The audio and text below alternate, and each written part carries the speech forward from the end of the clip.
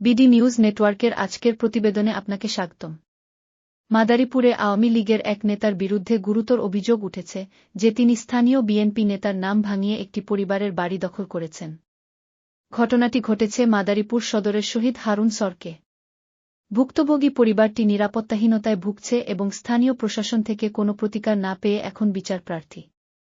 ভুক্তভোগী পরিবারের অভিযোগ, ৮ আগস্ট সকাল 10:30টার দিকে আওয়ামী লীগ নেতা মাহবুব আহসান ওরফে শিমুল তার লোকজন নিয়ে তাদের বাড়িতে হামলা চালান।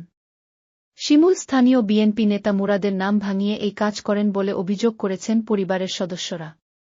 ফাতেমা আক্তার, যিনি ঢাকা বিশ্ববিদ্যালয় অধিভুক্ত বদরুন্নেসা সরকারি মহিলা কলেজের ৩য় বর্ষের ছাত্রী, তিনি এক সংবাদ সম্মেলনে বলেন, ওই দিন সকালে একদল চিহ্নিত সন্ত্রাসী তাদের বাড়ি ভাঙচুর করে এবং সব মালপত্র লুট করে।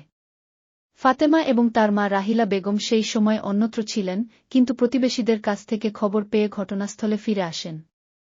ফাতেমা অভিযোগ করেন, ভাঙচুরকারীরা তাদের বাড়িসহ এলাকাটি দখল করে ফেলে এবং তাকে ও তার ভাইকে হুমকি দেয়।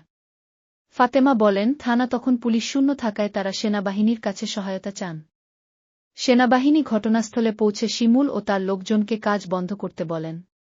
সেনাসদস্যরা তাকে ধমক দিয়ে আইনি নোটিশ ছাড়া ঘর ভাঙার জন্য শিমুলকে সতর্ক করে দেন। কিন্তু শিমুল দাবি করেন যে তিনি স্থানীয় বিএনপি নেতা মুরাদের নির্দেশে এই কাজ করছেন।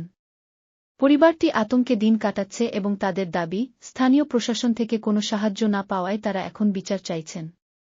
এই ঘটনায় ভুক্তভোগী পরিবারটি প্রশাসনের প্রতি অনুরোধ জানিয়েছে যেন সঠিক তদন্তের মাধ্যমে অপরাধীদের শাস্তি দেওয়া হয়।